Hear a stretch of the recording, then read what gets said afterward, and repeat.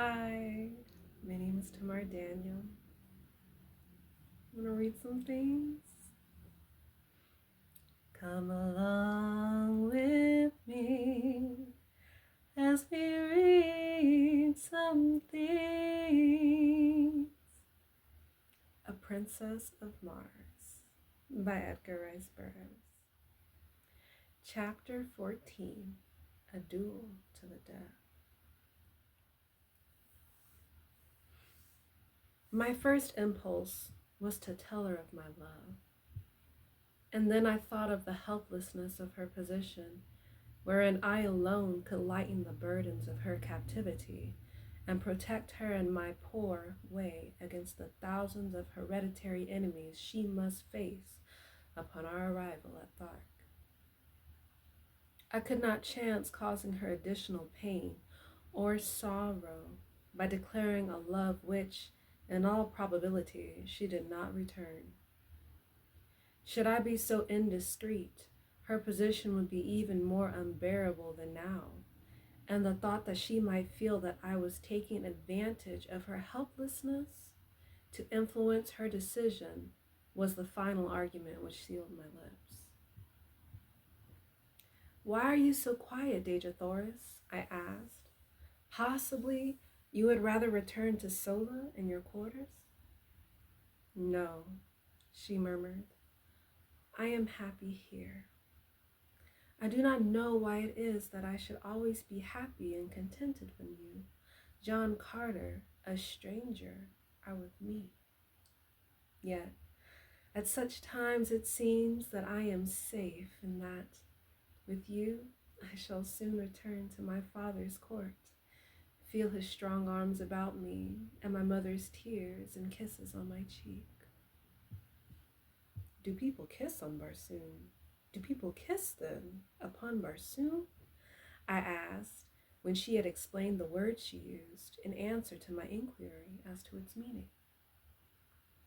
"Parents, brothers, and sisters, yes. And," she added in a low, thoughtful tone, "lovers." "And you, Dejathoris, have parents and brothers and sisters?" "Yes." "And a lover?" She was silent, nor could I venture to repeat the question. "The man of Barsoom," she finally ventured, "does not ask personal questions of women except his mother, and the woman he has fought for and won." "But I have fought," I started, and then I wished my tongue had been cut from my mouth, for she turned even as I caught myself and ceased, and drawing my silks from her shoulders, she held them out to me, and without a word and with head held high, she moved with the carriage of the queen she was toward the plaza and the doorway of her quarters. I did not attempt to follow her, other than to see that she reached the building in safety, but directing Woola to accompany her, I turned disconsolately and entered my own home. I sat for hours cross-legged and cross-tempered upon my silks, meditating upon the queer freaks chance plays upon us poor devils of mortals. So this was love. I had escaped it for all the years I had roamed the 5 continents and their encircling seas, in spite of beautiful women and an urging opportunity, in spite of a half desire for love and a constant search for my ideal. It had remained for me to fall furiously and hopelessly in love with a creature from another world, of a species similar possibly, yet not identical with mine. A woman who was hatched from an egg and whose span of life might cover 1,000 years, whose people had strange customs and ideas. A woman whose hopes, whose pleasures, whose standards of virtue and of right and wrong might vary as greatly from mine as did those of the Green Martians. Yes, I was a fool, but I was in love. And though I was suffering the greatest misery I had ever known, I would not have had it otherwise for all the riches of Barsoom. Such is love, and such are lovers wherever love is known. To me, Dejah Thoris was all that was perfect, all that was virtuous and beautiful and noble and good. I believe that from the bottom of my heart, from the depth of my soul, on that night in Korad, as I sat cross-legged upon my silks, while the nearer moon of Barsoom raced through the western sky toward the horizon and lighted up the gold and marble and jeweled mosaics of my world-old chamber. And I believe it today, as I sit at my desk in the little study overlooking the Hudson. 20 years have intervened. For 10 of them, I lived and fought for Dejah Thoris and her people. And for 10, I have lived upon her memory. The morning of our departure for Thought dawned clear and hot, as do all Martian mornings, except for the 6 weeks when the snow melts at the poles. I sought out Dejah Thoris in the throng of departing chariots, as she turned her shoulder to me, and I could see the red blood mount to her cheek. With the foolish inconsistency of love, I held my peace when I might have pled ignorance of the nature of my offense, or at least the gravity of it, and so have effected, at worst, a half conciliation. My duty dictated that I must see that she was comfortable, and so I glanced into her chariot and rearranged her silks and furs. In doing so, I noted with horror that she was heavily chained by one ankle to the side of the vehicle. "What does this mean?" I cried, turning to Sola. "Sarkoja thought it best," she answered, her face betokening her disapproval of the procedure. Examining the manacles, I saw that they fastened with a massive spring lock. "Where is the key, Sola? Let me have it." "Sarkoja wears it, John Carter," she answered. I turned without further word and sought out Tars Tarkas, to whom I vehemently objected to the unnecessary humiliations and cruelties, as they seemed to my lover's eyes, that were being heaped upon Dejah Thoris. "John Carter," he answered, "if ever you and Dejah Thoris escape the Tharks, it will be upon this journey. We know that you will not go without her. You have shown yourself a mighty fighter, and we do not wish to manacle you. So we hold you both in the easiest way that will ensure security. I have spoken." I saw the strength of his reasoning at a flash, and knew that it were futile to appeal from his decision. But I asked that the key be taken from Sarkoja, and that she be directed to leave the prisoner alone in future. "This much, Tars Tarkas, you may do for me in return for the friendship that I must confess I feel for you." "Friendship?" he replied. "There is no such thing, John Carter. But have your will. I shall direct that Sarkoja cease to annoy the girl, and I myself will take the custody of the key." "Unless you wish to assume the responsibility," I said, smiling. He looked at me long and earnestly before he spoke. "Were you to give me your word that neither you nor Dejah Thoris would attempt to escape until after we have safely reached the court of Tal Hajjas, you might have the key and throw the chains into the river Is." "It were better that you held the key, Tars Tarkas," I replied. He smiled and said no more. But that night, as we were making camp, I saw him unfasten Dejah Thoris's fetters himself. With all his cruel ferocity and coldness, there was an undercurrent of something in Tars Tarkas which he seemed ever battling to subdue. Could it be a vestige of some human instinct come back from an ancient forebear to haunt him with the horror of his people's ways?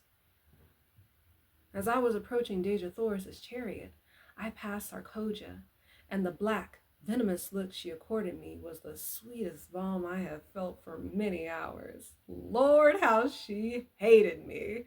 It bristled from her so palpably that one might almost have cut it with a sword. A few moments later, I saw her deep in conversation with a warrior named Zad, a big, hulking, powerful brute, but one who had never made a kill among his own chieftains, and a second name only with the medal of some chieftain. It was this custom which entitled me to the names of either of the chieftains I had killed.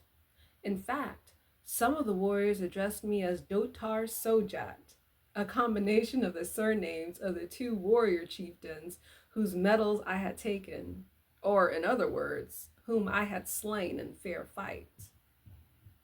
As Sarkoja talked with Zad, he cast occasional glances in my direction, while she seemed to be urging him very strongly to some action. I paid little attention to it at the time, but the next day I had good reason to recall the circumstances and at the same time gain a slight insight into the depths of Sarkoja's hatred and the lengths to which she was capable of going to wreak her horrid vengeance on me. Dejah Thoris would have none of me again on this evening, and though I spoke her name, she neither replied nor conceded by so much as the flutter of an eyelid that she realized my existence. In my extremity, I did what most other lovers would have done. I sought word from her through an intimate. In this instance, it was Sola, whom I intercepted in another part of the camp. "What is the matter with Dejah Thoris?" I blurted out at her. "Why will she not speak to me?" Sola seemed puzzled herself, as though such strange actions on the part of two humans were quite beyond her, as indeed they were, poor child. "She says you have angered her, and that is all she will say, except that she is the daughter of a Jed and the granddaughter of a Jedak, and she has been humiliated by a creature who could not polish the teeth of her grandmother's Sorak." I pondered over this report for some time, finally asking, "What might a Sorak be, Sola?" "A little animal about as big as my hand, which the red Martian women keep to play with," explained Sola. "Not fit to polish the teeth of her grandmother's cat. I must rank pretty low in the consideration of Dejah Thoris," I thought. But I could not help laughing at the strange figure of speech, so homely, and in this respect so earthly. It made me homesick, for it sounded very much like not fit to polish her shoes. And then commenced a train of thought quite new to me. I began to wonder what my people at home were doing. I had not seen them for years. There was a family of Carters in Virginia who claimed close relationship with me. I was supposed to be a great uncle or something of the kind equally foolish. I could pass anywhere for 25 to 30 years of age, and to be a great uncle always seemed the height of incongruity, for my thoughts and feelings were those of a boy. There was two little kiddies in the Carter family whom I had loved, and who I thought there was no one on earth like Uncle Jack. I could see them just as plainly as I stood there under the moonlit skies of Barsoom, and I longed for them as I had never longed for any mortals before. By nature a wanderer, I had never known the true meaning of the word home. But the great hall of the Carters had always stood for all the word did mean to me, and now my heart turned toward it from the cold and unfriendly peoples I had been thrown amongst. For did not even Dejah Thoris despise me? I was a low creature, so low in fact that I was not even fit to polish the teeth of her grandmother's cat. And then my saving sense of humor came to my rescue, and laughing, I turned into my silks and furs and slept upon the moon-haunted ground the sleep of a tired and healthy fighting man. We broke camp the next day at an early hour and marched with only a single halt until just before dark. Two incidents broke the tediousness of the march. About noon, we espied far to our right what was evidently an incubator, and Lorcas Potomo directed Tars Tarkas to investigate it. The latter took a dozen warriors, including myself, and we raced across the velveteen carpet of moss to the little enclosure. It was indeed an incubator, but the eggs were very small in comparison with those I had seen hatching in ours at the time of my arrival on Mars. Tars Tarkas dismounted and examined the enclosure minutely, finally announcing that it belonged to the green men of Warhoon, and that the cement was scarcely dry where it had been walled up. "They cannot be a day's march ahead of us," he exclaimed, the light of battle leaping to his fierce face. The work at the incubator was short indeed. The warriors tore open the entrance, and a couple of them, crawling in, soon demolished all the eggs with their short swords. Then, remounting, we dashed back to join the cavalcade. During the ride, I took occasion to ask Tars Tarkas if these Warhoon whose eggs we had destroyed were a smaller people than his Tharks. I noticed that their eggs were so much smaller than those I saw hatching in your incubator, I added. He explained that the eggs had just been placed there, but like all green Martian eggs, they would grow during the 5-year period of incubation until they obtained the size of those I had seen hatching on the day of my arrival on Barsoom. This was indeed an interesting piece of information, for it always seemed remarkable to me that the green Martian women, large as they were, could bring forth such enormous eggs as I had seen the 4-foot infants emerging from. As a matter of fact, the new laid egg is but little larger than an ordinary goose egg, and as it does not commence to grow until subject to the light of the sun, the chieftains had little difficulty in transporting several hundreds of them at one time from the storage vaults to the incubators. Shortly after the incident of the Warhoon eggs, we halted to rest the animals, and it was during this halt that the second of the day's interesting episodes occurred. I was engaged in changing my riding clothes from one of my thoats to the other, for I divided the day's work between them, when Zad approached me and, without a word, struck my animal a terrific blow with his longsword.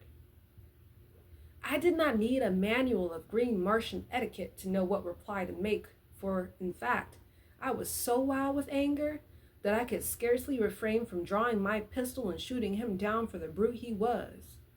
But he stood waiting with drawn long sword, and my only choice was to draw my own and meet him in fair fight with his choice of weapons or a lesser one. This latter alternative is always permissible. Therefore, I could have used my short sword, my dagger, my hatchet, or my fists, had I wished, and been entirely within my rights. But I could not use firearms or a spear while he held only his longsword. I chose the same weapon he had drawn because I knew he prided himself upon his ability with it, and I wished, if I worsted him at all, to do it with his own weapon. The fight that followed was a long one and delayed the resumption of the march for an hour. The entire community surrounded us, leaving a clear space about 100 feet in diameter for our battle. Zad first attempted to rush me down as a bull might a wolf, but I was much too quick for him, and each time I sidestepped his rushes, he would go lunging past me, only to receive a nip from my sword upon his arm or back. He was soon streaming blood from a half-dozen minor wounds, but I could not obtain an opening to deliver an effective thrust. Then he changed his tactics, and fighting warily and with extreme dexterity, he tried to do by science what he was unable to do by brute strength. I must admit that he was a magnificent swordsman, and had it not been for my greater endurance and the remarkable agility the lesser gravitation of Mars lent me, I might not have been able to put up the creditable fight I did against him. We circled for some time, without doing much damage on either side, the long, straight, needle-like swords flashing in the sunlight and ringing out upon the stillness as they crashed together with each effective parry. Finally, Zad, realizing that he was tiring more than I, evidently decided to close in and end the battle in a final blaze of glory for himself. Just as he rushed me, a blinding flash of light struck full in my eyes so that I could not see his approach. I could only leap blindly to one side in an effort to escape the mighty blade that it seemed I could already feel in my vitals. I was only partially successful, as a sharp pain in my left shoulder attested, but in the sweep of my glance, as I sought again to locate my adversary, a sight met my astonishing gaze, which paid me well for the wound the temporary blindness had caused me. There, upon Dejah Thoris's chariot, stood 3 figures, for the purpose evidently of witnessing the encounter above the heads of the intervening Tharks.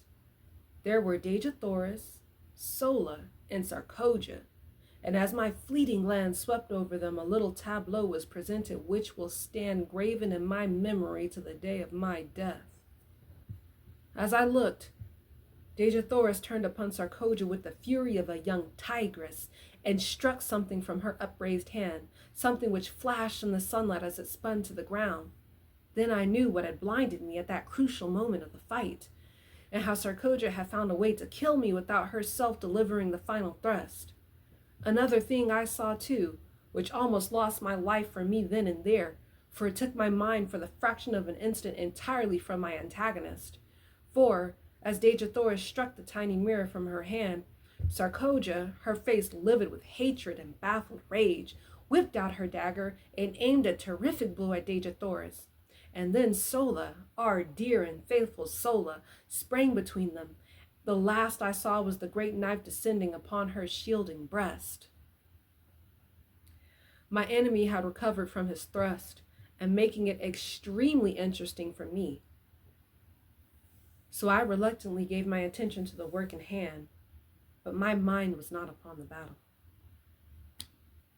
We rushed each other furiously time after time, till suddenly, feeling the sharp point of his sword at my breast in a thrust I could neither parry nor escape, I threw myself upon him with outstretched sword, and with all the weight of my body determined that I would not die alone if I could prevent it. I felt the steel tear into my chest, all went black before me, my head whirled in dizziness, and I felt my knees giving beneath me.